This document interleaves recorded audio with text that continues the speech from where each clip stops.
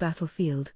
Running her mind through the roots of the plants that surrounded her, she used her dryad skills to swim in an ocean of information. Things do not appear to be going well. I wonder how much I should really be trusting him. The whisper disappeared into the wind, just like the one before it. Traces of concern began to manifest themselves upon her face.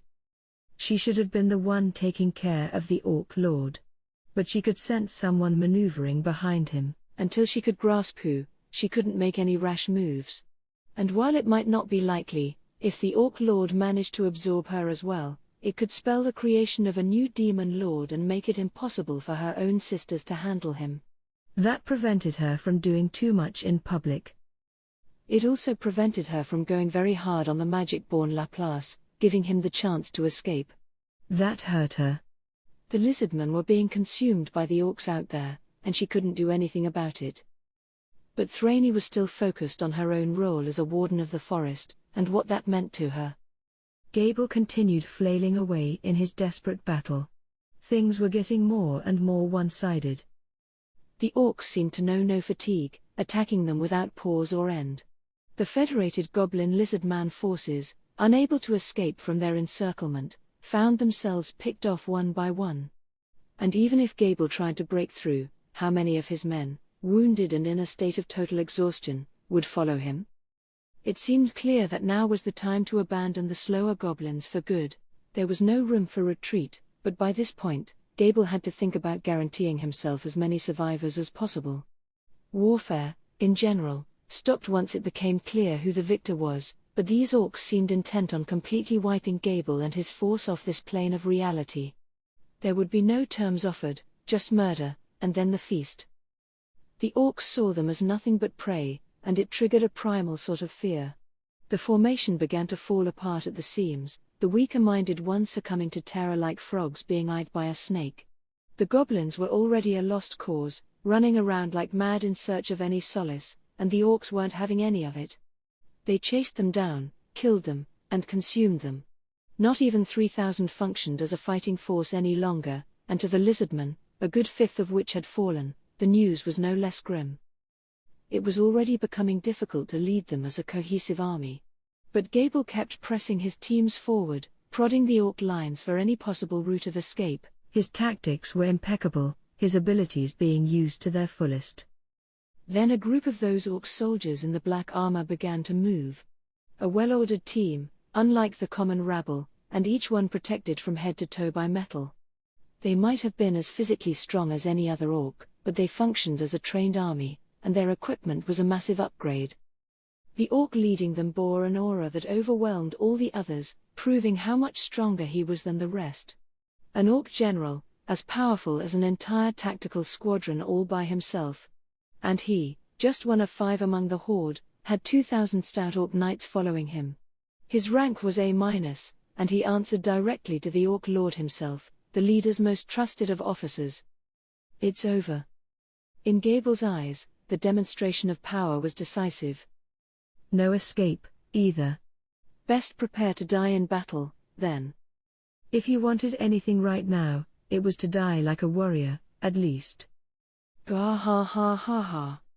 So it's the leader of these cowardly pigs. Do you have the courage to duel me? He could never win. Gable's scale mail was already in tatters, the fatigue building across his body. His foe's armor was a work of art, enhanced with magical protection, and the aura he exuded told of his strength.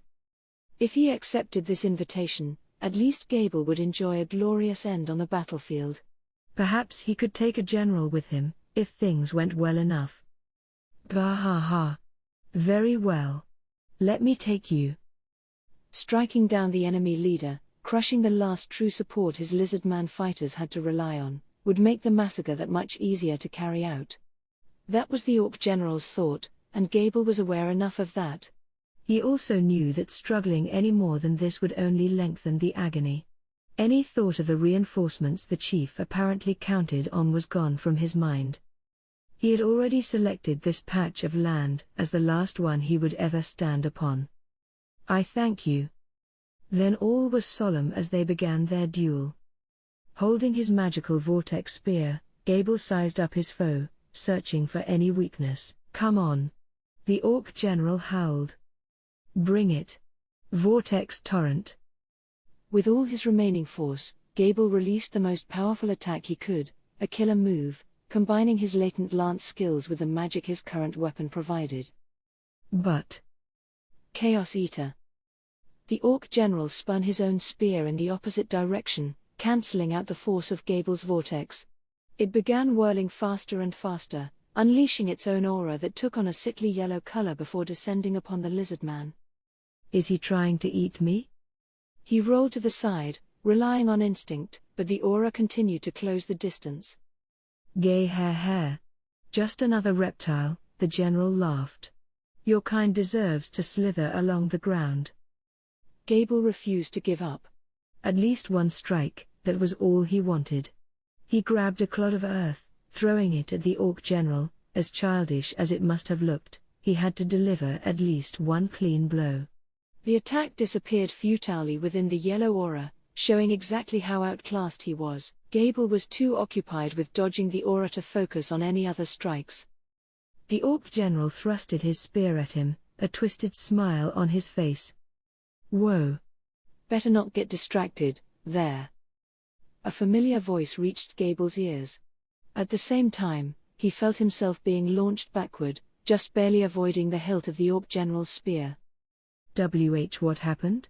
The confused Gable thought. Then came a roar that deafened the battlefield, like the heavens had fallen upon it. Gable thought it was another orc trick at first, before realizing it wasn't. Even the orcs, with their insurmountable advantage, were visibly panicking. The tides were changing anew, and violently so. Chapter 5.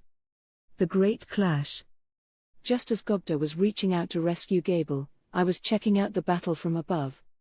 It was a pretty fearsome sight. The orcs must have thought they had a massive advantage, and now we'd just flipped the chessboard on them. Just us, and a few ogre mages, really. I couldn't blame them for freaking out. I kind of was, too. After I sent CI after the lizardman, I decided to start assigning battle posts. We wouldn't all head out there. I wanted a setup that could work quickly on its feet. We didn't know what we'd be dealing with, so I had to be sure we could extract ourselves fast if need be. That was my watchword as I gave the order to prepare for war. The construction effort across town was continuing to go without a hitch, but we still had no real defenses in place. Not even an outer wall, since it'd get in the way of the building boom. No way we could weather out a siege or anything. It was much more logical to picture ourselves bringing the battle to them. Along those lines, I told the people not joining me to prepare to travel to the Treants. They might have to set off before we made it back to town. Before any of that, though, I had to assemble all the monsters in town and tell them what we had decided on. I tried to act as kingly as possible. "The final battle will be waged in the marshlands," I began. "If we win there, we good. If we don't, I'll let you know via thought communication, so I want you to abandon this place and flee to the Trent settlement. I'll also ask the humans for help, if it comes to that, and you'll likely fight alongside them against the Orcish army. I'll be honest with you, this isn't some gang of little kids. I'm planning to win this, but if I don't use that as an excuse to lose your heads. You gotta stay calm and follow the plan." I was once again up on some kind of pedestal, like an offering to the gods. Delivering these lofty speeches was honestly embarrassing, and this whole setup made it even worse. In some ways, the idea of giving lectures like this ever again was more distasteful than the horde of orcs. Perhaps that was why I hardly felt scared at all about our predicament. Monsters can be sensitive things and succumb to the emotions of the crowd pretty quickly. They all listened intently, picking up on the confidence I was inadvertently radiating, and I guess it worked. Maybe that embarrassing display was worth it after all. Now, the people joining me in the primary force. The monsters slowly grew more excited, not knowing what to expect. I guess they all wanted part of the action. I didn't remember them being so warlike, but who knows? Whatever. I didn't let it bother me as I continued. For this battle, we will deploy with a team of 100 goblin riders with Benimaru as their commander. Hakuro will be his aide-de-camp, and Shion will be our main point man on the field. CI will be joining us, although he's elsewhere at the moment, and I suppose Ranga will be my transport. That is all. Any questions? I could hear small commotions arise among the crowd. 100 must have seemed like an awfully small number. I saw Shuna make her way to the front, serving as their voice. So Rimuru, she asked, isn't that far too few people? And I didn't hear my name called, either. What is the meaning of this? The meaning? Well, you know. As a princess and all, I hesitated to expose Shuna to a life and death situation. That was one reason. But I had another, even more valid one. This whole operation was focused on speed. We'd only have 100 and change on our side, although Ranga could probably command a few more. I wanted speed, and that meant the infantry would stay home. Shuna and her lack of skill as a Tempest Wolfsman would be a liability.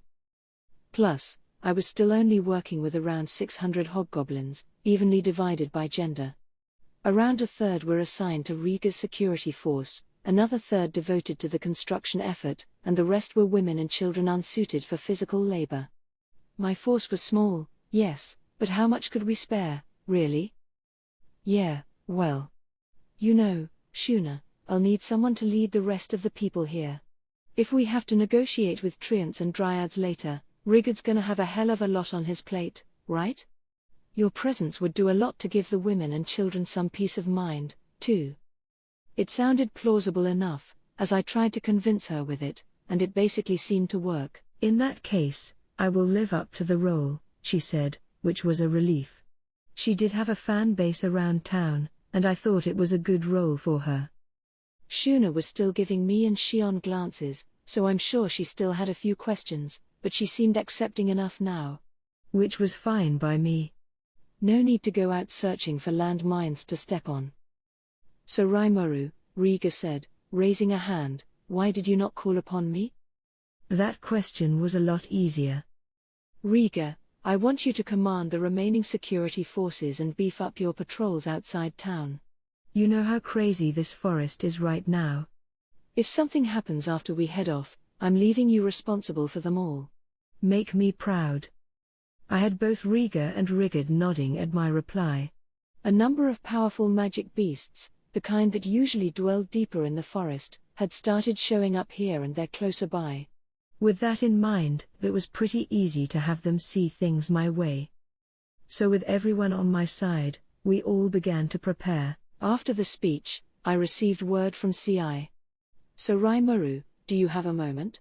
He asked via thought communication. I had asked him to help us get an alliance going, but what happened? Did he, not know where they were, or something? After his flashy exit, if that was all he had for me, I might have to drop the gentle act a little.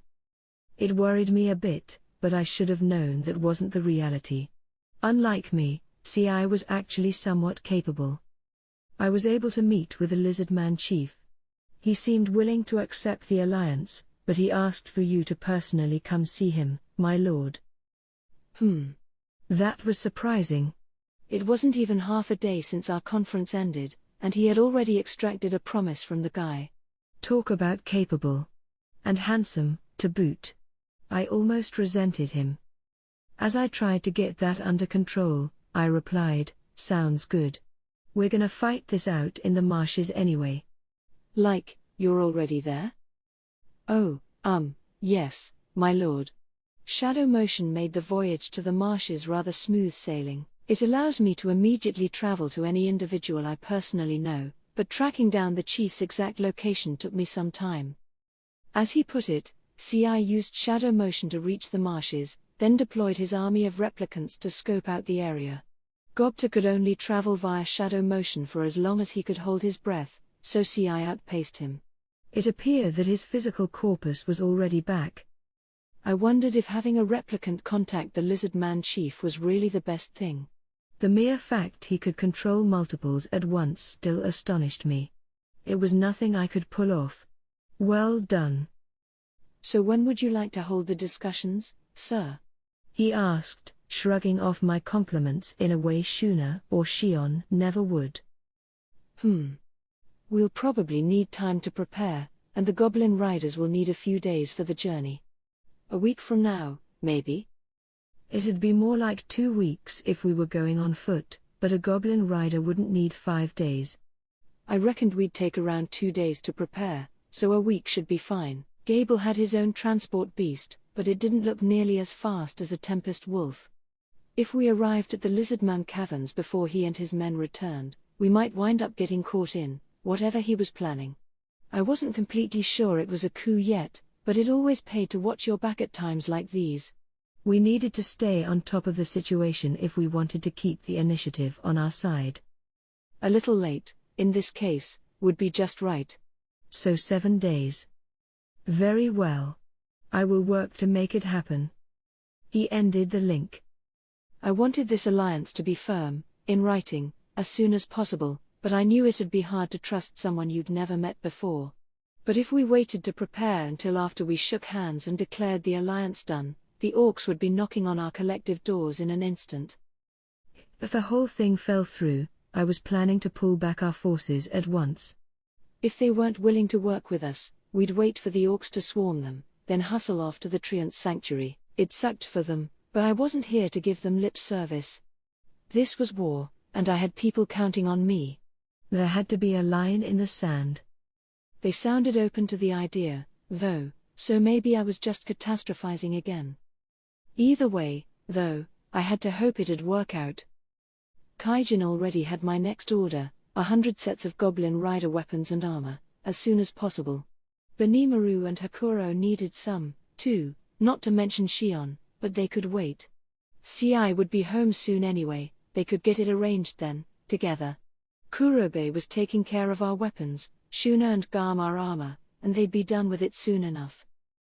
So while I waited for CI, I decided to organize our goblin riders. Their leader, to start with. I inadvertently locked eyes with Gobta. He was second in command with the security forces. It seemed suitable enough. Hey, Gobta, are you free? NHH?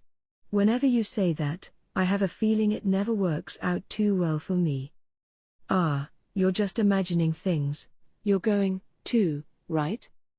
Gobta stopped short of replying. I smiled at him. He froze. Of course. He shouted nervously. I didn't appreciate the weirdness of that act, but I chalked it up to the ominous aura I could feel behind me. Well, guess a smile from Shion was more effective than anything I could cook up in slime form. She nodded at Gobta's reply, looking down at me as I mulled over the power she wielded. So Gobta was our goblin rider leader. No one had any complaints, despite his occasional wobbles. They recognized how capable a hobgob he was. Riga was just as enthusiastic about the decision, so I didn't foresee any problems. By the way, have you asked Kurobe about the weapon you promised me yet? Boy, I sure didn't, huh? Oh yeah, of course. Really? 'Cause you look kind of like you forgot. Damn, he's sharp. Ha ha ha. You're such a worrywart, Gobta, my boy. I've got the most wonderful shortsword coming your way, so be patient. Oh really? Ooh, I will be. Nice, dodged that bullet. Good thing Gobta is so easy to work with. Better tell Kurobe before I forget again, I thought as he merrily skipped away.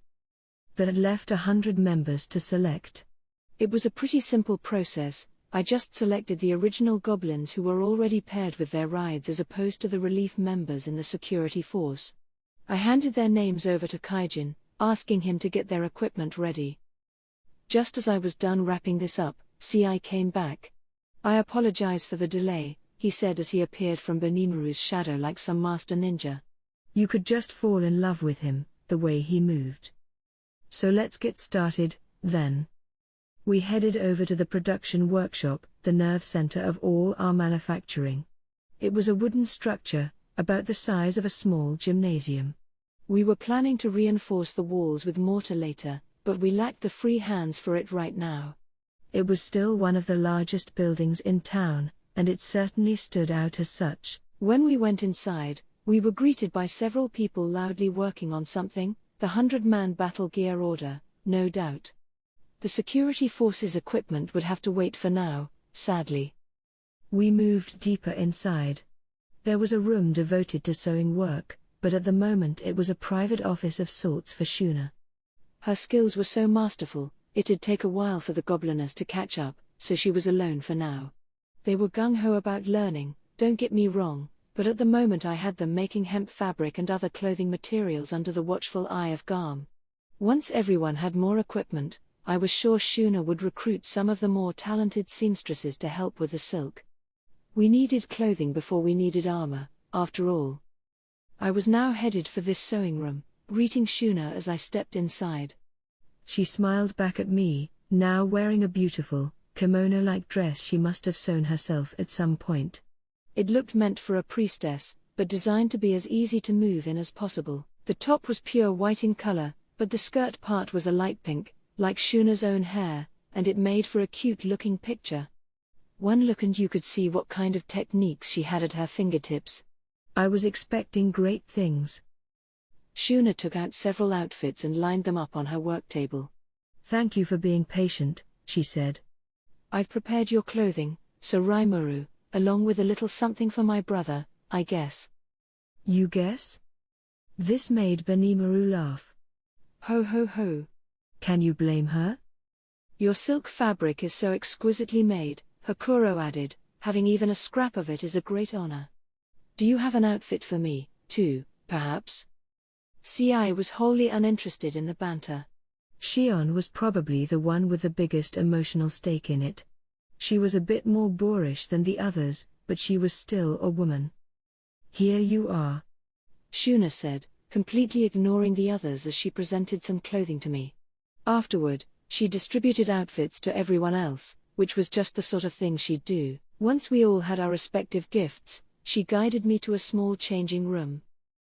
She had given me 2 outfits, along with a set of armor from Garm.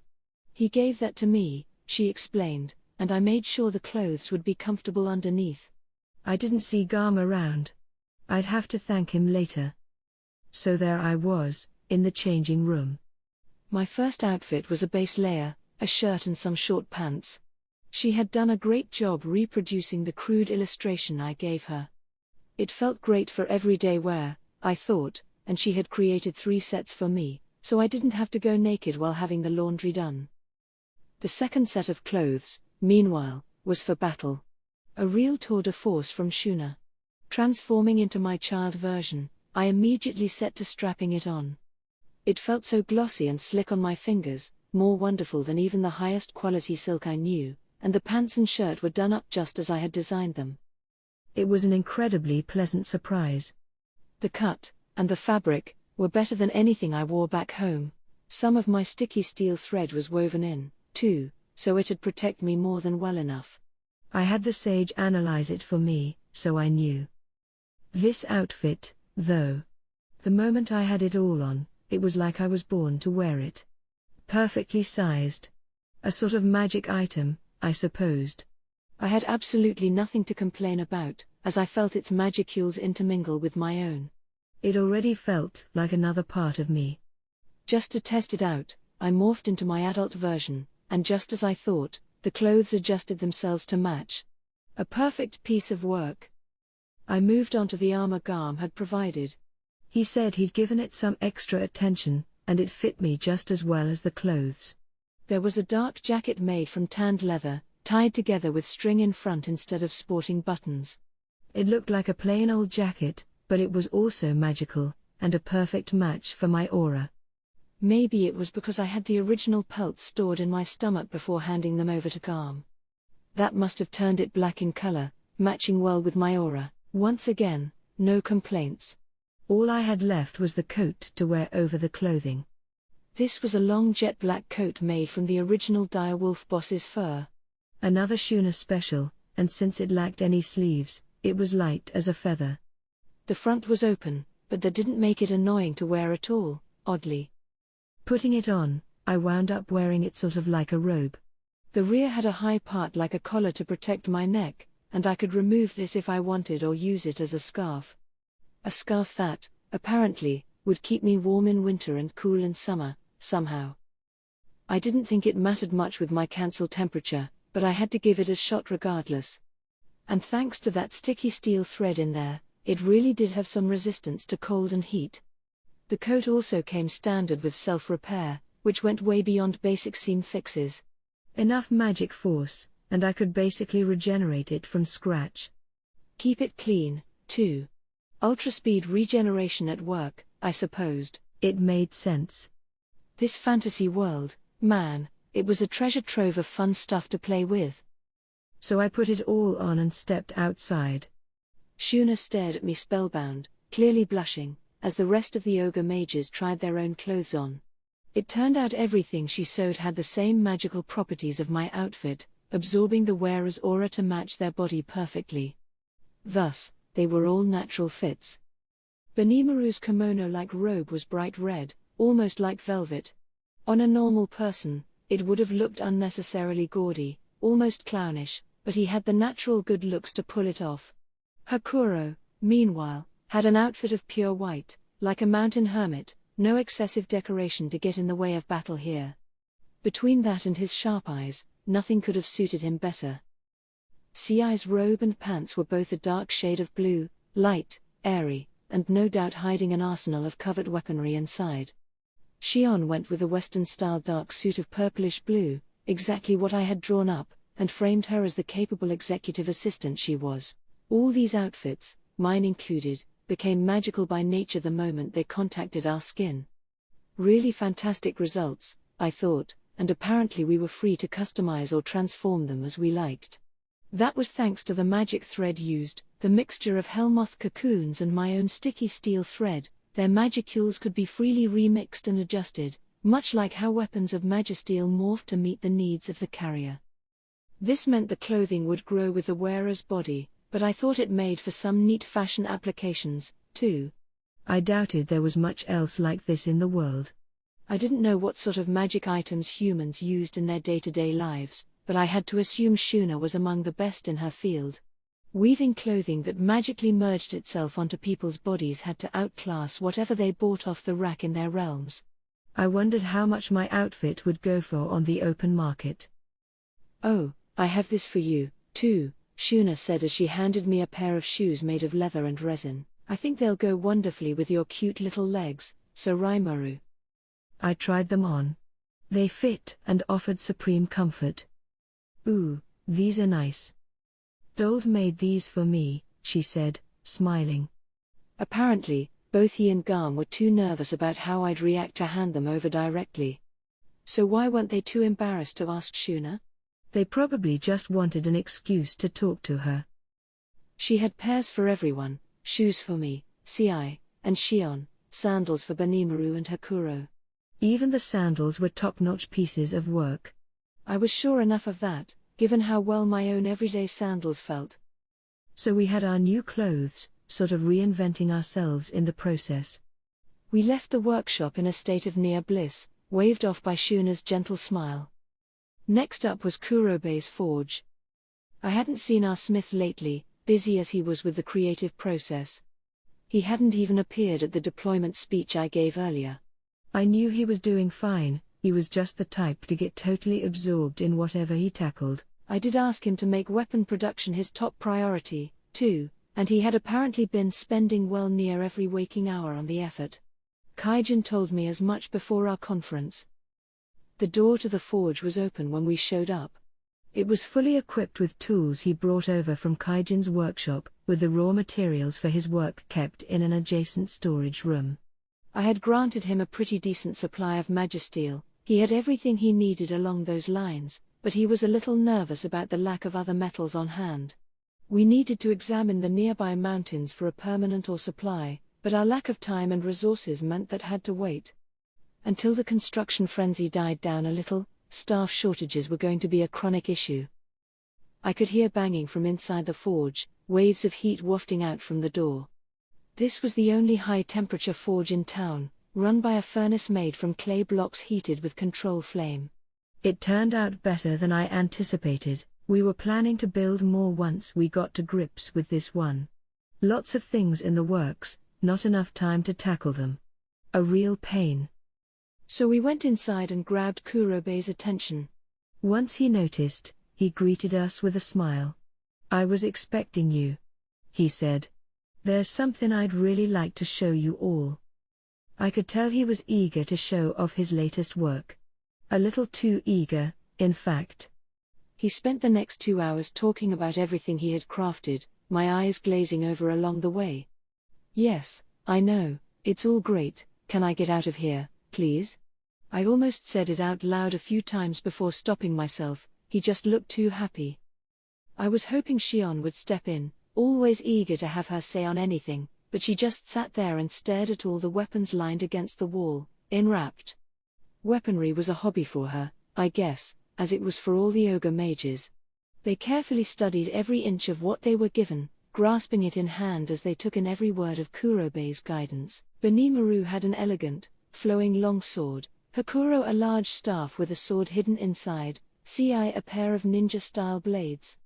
They all looked happy with them, and I could see why. Each one was a perfect fit for their owner. One thing did bother me, though. Shion's war blade. "It's kind of too big, isn't it?" "Oh, it's fine," Shion said with a laugh.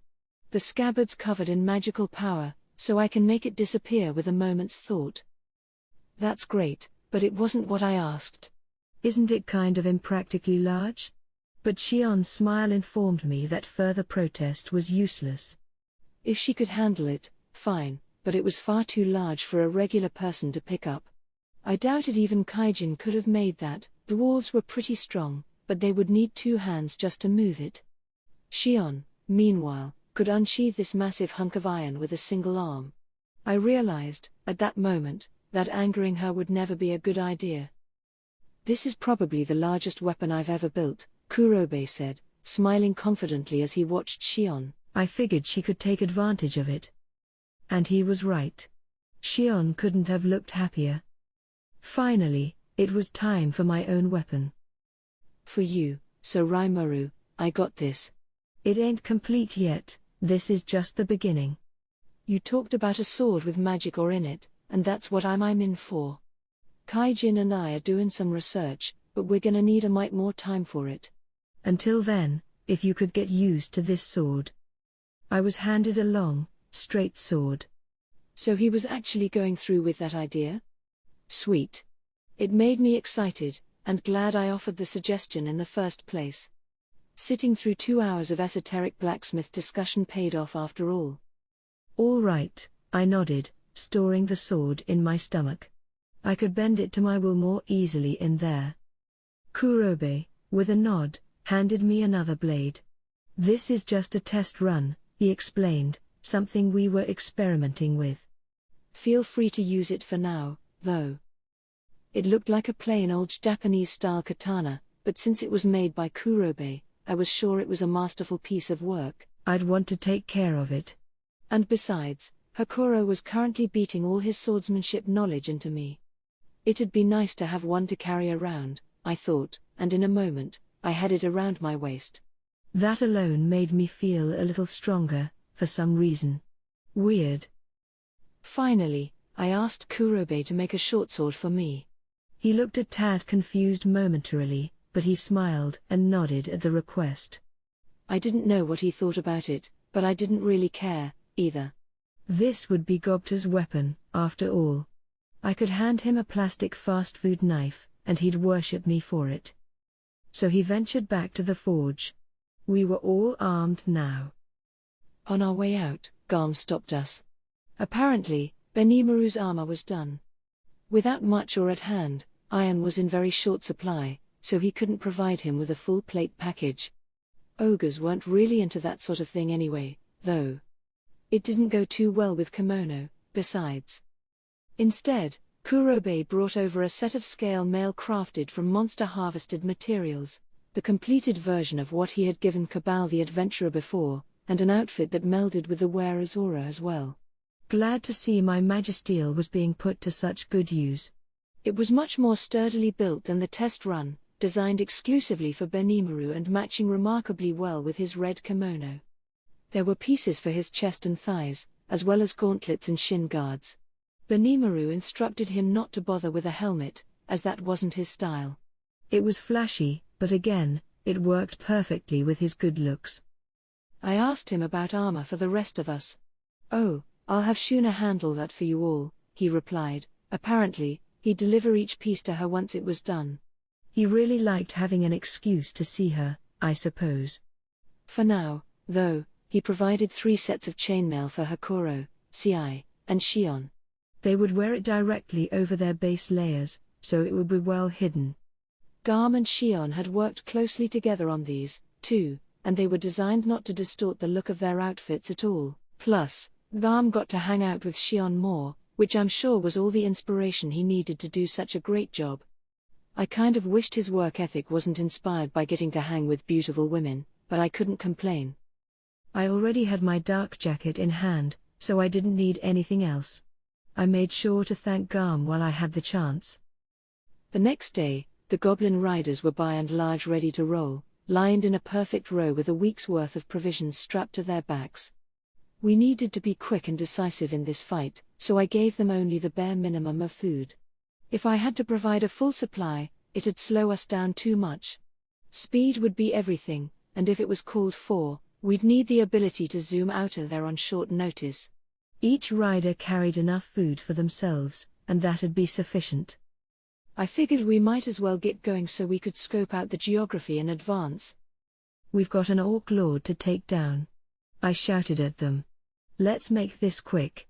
I deliberately kept the pep talk short, no point getting too eager.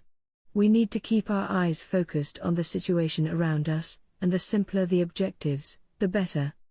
The riders, nonetheless, gave their war cries of approval in response, the deafening roar echoing across town. Most of these hobgoblin soldiers were survivors of our first, and last, battle against the pack of direwolves. There were a few newbies, but all were elite troops, each entrusted with a Tempest Wolf of their own. Morale was high, and watching them prepare to ride helped relieve some of my own anxiety as well. Maybe we could win this. Or at least escape unhurt if we couldn't. It wouldn't pay to be too optimistic, but there's no need to assume the worst in this battle, either. So off we went, spirits lifted as we made tracks for the marshes.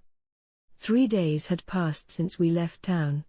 The trees were thinning out, indicating we were near the marshlands. We were ahead of schedule, thanks to keeping our luggage to a minimum. There were no watering holes on the way, so I supplied the forces water from my stomach stores instead, and that apparently gave the liquid a strength-boosting, fatigue-reducing effect. It let the wolves run longer with fewer breaks in between. I should have thought about that, actually. The water in my stomach must have been packed with magicules, which can affect monsters in all manner of ways. Maybe that morphed the water into some sort of healing elixir. For now, though, we were resting here. I figured we would chill a bit, checking out the area before we contacted the lizardman. We weren't due to meet with the chief for 3 days, and if we were this far along, there was no need to hurry. I ordered everyone to stand by, make camp, and rest up. Time for a little recon work. "I will scope out the area," Sir Rimuru, Ci quickly offered. He was definitely the man for it. "All right, Ci. Let me know what you find. And try to figure out where the boss of the pigs is, if you can. I'm sure he could, what with his consummate scouting skills." Once I saw him off, Benimaru approached me. "So Rimuru," he asked, "is it all right if we go all out in this battle?" I wasn't sure what he meant. Even if I did, I still didn't know what kind of battle we'd be facing. "Huh? Well, sure, but if I give the signal to retreat, you better follow it, okay?" Benimaru flashed a fearless smile. "Oh, I doubt you'll need to, my lord. We've made it this far, and we're ready to annihilate them all. Right?" He certainly sounded confident, at least. It was a good match for his naturally rugged looks. Hopefully we'd have a victory to back that up. It wouldn't look cool if he gave me all that bravado and lost. I was sure he'd be bursting with shame, but I wondered if the thought of losing had even occurred to him. I doubted they ever worried much about such things. But well. Shion, meanwhile, was still marveling at her sword, smiling as she whispered, "I'll let you crack as many skulls as you want soon," and other creepy reassurances to it. At times, she acted mega ditzy, and other times she exhibited this serial killer streak. The more I knew about her, the more danger I sensed from her. Let's just pretend I didn't see that, actually. Hakuro, for his part, was as cool as always. As serene as a mountain pond, you could say, the sign of a well-seasoned veteran of battle. Then I heard him whisper, "I do hope some of them will provide a challenge." Oh great. Him too. I was at a loss. Where did all this ogre self-confidence come from? They're about to fight an army they've already lost to once. I'd figure a little more caution would be in order, I thought as I sighed. About an hour into our camping prep, I received a message. "Is now a good time, sir?" My thought communication sprang into action as I rested, watching everyone at work. What is it? Did you find something? Well, I found a group engaged in battle. What? Gable? No, not him. There's only one lizard man, someone I believe to be a close aide to the chief. Here against a group of orcs, one high-level orc, plus more under his command. Around 50 in all. A close aide? All alone? Yes, my lord. The battle has only just begun, but I feel the outcome is already clear. It would appear one of the higher-level orcs is seeking to torment the lizard man in order to show off his strength. What should we do?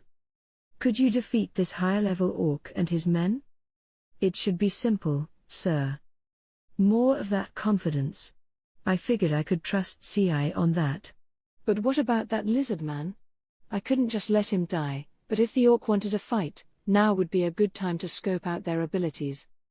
Thought communication allowed me to see the world through CI's eyes, a pretty handy feature, in my opinion, but unlike myself, CI couldn't keep the link going indefinitely. He needed to rest that muscle, so to speak, on regular occasions. This applied to everyone else, too. They could receive all the thoughts they wanted, but sending them was subject to certain restrictions. If anything, the fact I could send all I wanted made me a freak of nature.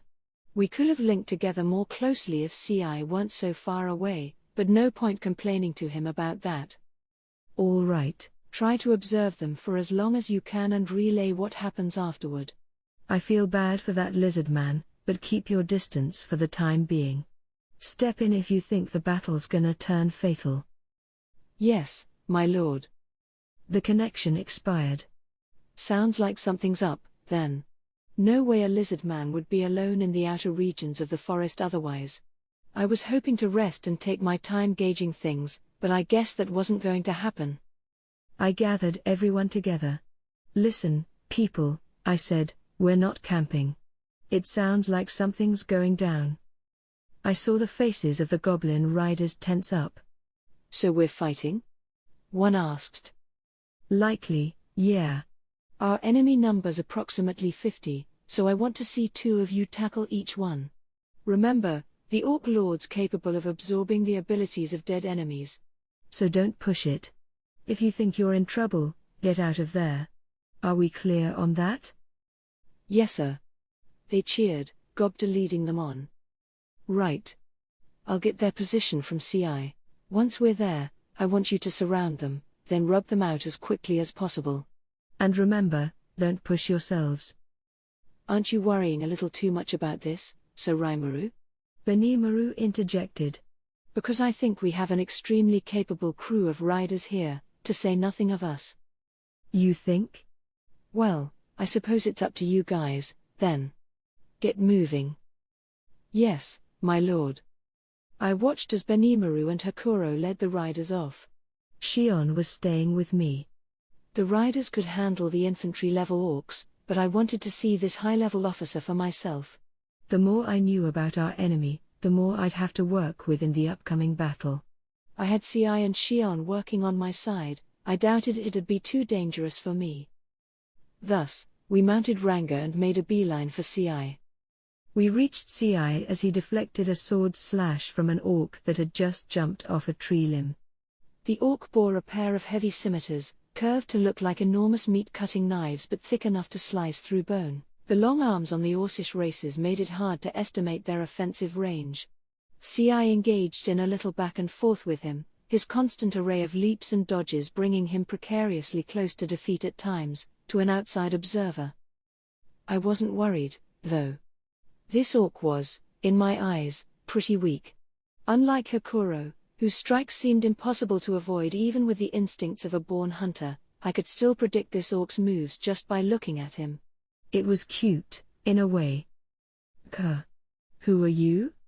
The long-armed orc shouted at me, his face a mixture of pig, wild boar, and human. Here to be consumed by an orc general? Ah. This was the high-level one, then? The orc general? How dare you act so rude around Sir Rimuru? Shion fired back, staring the general down with her unnervingly cold eyes. Oh. You. I looked down at this new, faint voice. It belonged to a lizard man, looking up at me. She appeared to be cowering, wounded from head to toe and just barely breathing. She had lost a lot of blood. I doubted she'd last long unaided. I knew I had asked CI to remain impartial for as long as possible, and I guess he followed my orders to the letter. He wasn't at fault for that, but now I wish he had stepped in a bit earlier. I was starting to look like a total villain, and I figured it was time for a good deed to make up for it. Drink this, I said, tossing the lizard man a recovery potion. She hesitated for a moment but quickly drained the bottle. The effect was dramatic. In an instant, all the cuts and bruises were gone. What on? Impossible. The orc general and lizard man both expressed their surprise simultaneously. Nice. That ought to improve my rep a little. Good thing I earned some brownie points with these guys before the big meeting with the chief. As I patted myself on the back, the lizard man approached me. Please, sir. Please, I need you and your envoy to rescue my father, the lizard man chief, and Gable, my brother. She was on one knee, head bowed down, as if praying to me. What? I was about to ask what happened to her when the orc general came rushing in. Get in my way, and I'll eat you first. He bellowed, crossing his scimitars in front of him. He was probably trying to catch me by surprise, but with my magic sense, that was never going to happen. I nimbly leapt backward to dodge the incoming strikes, but I didn't even need to bother with that. In a flash, Shion was in front of me, landing a single slash with her heavy blade. The orc general instinctively recrossed his swords to block the attack, but Shion's sheer force knocked them right out of his hands. The extra steel strength put her power off the charts, even by non-human standards, so I should have expected as much. Worthless beast, she murmured, angrily staring the orc general down with her well-defined face. You cannot stand still for a single moment while Sir Rimuru is deigning to speak? Damn it. All of you, seize this wench at. None of the orc underlings responded to the order. It was understandable, given how they no longer existed. They hardly put up a fight at all, then Rimuru said, riding up to me. Hardly worth my time. Yeah, Sir Rimuru, added Gogta, riding alongside him. Oi, talk about a letdown, huh? Going 2-on-1 almost made me feel bad for them. They had apparently wrapped up the encirclement and massacre, just as I ordered. The speed with which they had carried out those orders shocked me into silence. Hakuro was just cutting down the few surviving orcs behind them. Maybe I was worrying too much. Why, you're kidding me? The orc general managed to gasp out. Then things got even worse for him. Just as I was about to order CI to interrogate him, everything finished. Die. The voice was accompanied by a single flash of light, backed up by a low rumble. And with it, the orc general ceased to exist in any physical sense. What is that idiot doing? I whispered. CI had the same intention as me, approaching the orc general to extract whatever information he could. But Shion had no similar thoughts. I have given this impudent fool the divine punishment he deserves, my lord. She smiled at me, anticipating the praise that was no doubt coming. I didn't know whether to compliment her or scream at her. Yeah, I ventured. Let's try to capture him alive next time, all right? Yes, Sir Rimuru. We need to make them fully understand what happens when they cross the likes of you. No, nothing like that. At all. But I didn't want to bother explaining it to her. She said yes to my request, and that was good enough. The entire squad was now dead, and while I would have liked some of the Orc General's intel, I was willing to call this a success. No point dwelling on what's already done. I mentally shifted gears as I turned to the lizard man. At least we wouldn't be interrupted any longer. There's still a few days until our meeting. What happened? She looked at Ci and me in succession before setting her eyes upon me. I am the daughter of the lizard man chief, she said, conviction clear in her voice. I serve as the head of his royal guard. In advance of our alliance, my brother Gable has overthrown the royal family and imprisoned the chief. He intends to wage open battle against the Orcs, but he vastly underestimates their strength. If this keeps up, we will lose, and the lizardman race will be wiped off the land. She paused for a moment, searching for the right words. The chief instructed me not to put an undue burden upon you as I related this message. But, please, as the one who offered us this alliance, I beg you to help us. Now she was fully prostrate on the ground at me. Well, Gable was the son of the lizardman chief, it turned out, and his sister was right here with us. They must have all had good genes. It was a pity how Gable turned out. Still, I couldn't let anything happen to the chief. So now what? Well, keep in mind that we haven't forged this alliance quite yet. The chief knew he couldn't count on us to get involved with an internal dispute at this point, so he sent you over to keep me informed of things. Is that how it is? If so, then why are you asking me for help? It sounded mean, I knew, but I wasn't bound by any debt to the lizardman. It'd be one thing after I signed on the dotted line, but it'd still be a lot more intelligent for us to get out of there. I was also starting to resent her not having a name, either. I had heard monsters could tell one another apart via the subtle vibrations they emitted as part of their emotions, but as an ex-human, it was all Greek to me. I felt weird calling her a lizard man and Chief's Guard leader, though. As my mind was veering off track, she looked straight up at my face. I thought, she said, that ones who have evolved to be as powerful as yourselves may have the strength to rescue us all. If the dryads who watch over this forest have recognized your skills, then I only hope you have the mercy to help. I fully know how selfish this is, but please. Ah, well said. Shion suddenly burst out. You have a great deal of potential, indeed, if you have noticed the full glory of Sir Raimaru's strength. I am sure the lizardmen shall be saved, just as you hope they will. We're already dedicated to destroying the Orc forces, besides. Great. Here we go again. I had the weirdest sense of déjà vu all of a sudden. I had appointed Shion to be my secretary, but she had a real knack for tossing more and more work into my inbox. Ah well. We were in for a fight anyway. Might as well cooperate as much as we could, as long as we didn't get hurt along the way. Ci, can you shadow motion yourself to where the chief is? I can, sir. All right. I hereby order you to rescue the lizard man chief. If anything gets in the way of our alliance, eliminate it. Yes, my lord. So you'll? Oh, thank you so much. The lizard man was beside herself with gratefulness. Which I was fine with. But again, I had no intention of getting myself killed for her. Keep in mind, I'm not planning to sacrifice myself or my people for this, all right? I would expect as much, yes. I would also like to serve as your guide, if you like. Good, glad to see she wasn't offended. She probably knew she was asking a lot, and that she couldn't heap all the responsibility on our shoulders alone. There wouldn't be much point to calling it an alliance otherwise. I appreciate the thought, I replied, but Ci will reach the chief a lot faster operating by himself, I think. Can you hold your breath for approximately 3 minutes? Ci asked. Yes, absolutely. I can hold out for 5, in fact. All right. You can join me, then. Is that all right, Sir Raimaru? Sure, no problem. Take these, too. I gave Ci a few recovery potions. If he was fine with it, I was, too. I had no reason to refuse her as long as she wasn't a drag on my men. You could probably dilute these to 1/10 of the strength and they'd still do the trick, as long as the injury's not too serious. Use 'em on anyone who needs 'em. If anything happens, I'm just a thought communication away. Yes, my lord. He nodded and saluted me. We're off, then.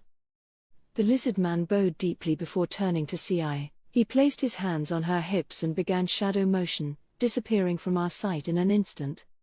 I'm sure the chief is in good hands with him, Benimaru said approvingly. And given Ci's skills, I figured he was right. With Ci taking care of the chief, I went back to my original work of surveying the battlefield. Things had ramped up, apparently, so I didn't have time to waste. All right. Let's go see what this Gable guy is up to. Can we help him, do you think? Shion asked.